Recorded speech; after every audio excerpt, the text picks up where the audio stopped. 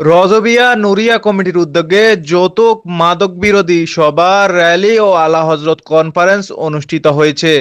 চট্টগ্রামে রজবিয়া নুরিয়া কমিটি বাংলাদেশ কেন্দ্রীয় পর্ষদের উদ্যোগে যৌতুক মাদক নারী ও শিশু নির্যাতন প্রতিরোধে সচেতনতা বৃদ্ধির লক্ষ্যে আলোচনা সভা র্যালি এবং চতুর্দশ শতাব্দীর মুজাদ্দিদ ইমাম আহমদ রেজা খান ফাজেলে বেলবি রহমতুল্লাহি আলাইহি এর ১৮০তম উপাধ্যায়িক উপলক্ষে আলা হজরত কনফারেন্স অনুষ্ঠিত হয়েছে।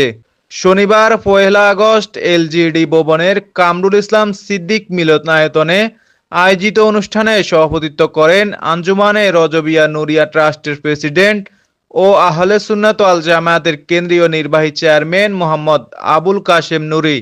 অনুষ্ঠানে প্রধান অতিথি হিসেবে উপস্থিত ছিলেন ভূমি ও পার্বত্য চট্টগ্রাম বিষয়ক প্রতিমন্ত্রী মীর মোহাম্মদ হেলাল উদ্দিন।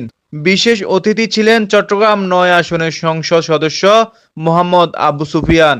প্রধান বক্তা ছিলেন আহলে সুন্নাত ওয়াল জামায়াতের কেন্দ্রীয় চেয়ারম্যান মঈনুদ্দিন আশরাফি এবং উদ্বোধক ছিলেন আঞ্জুমানে রজবিয়া নুরিয়া ট্রাস্টের সেক্রেটারি আব্দুর রশিদ দৌলতি।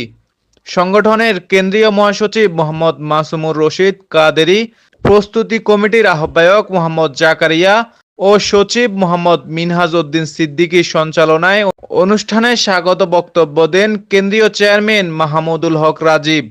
এতে বিভিন্ন আলেম ওলামা, শিক্ষাবিদ, রাজনৈতিক ব্যক্তিত্ব, সামাজিক সংগঠনের প্রতিনিধি এবং বিপুল সংখ্যক ছাত্র যুবক অংশ নেন।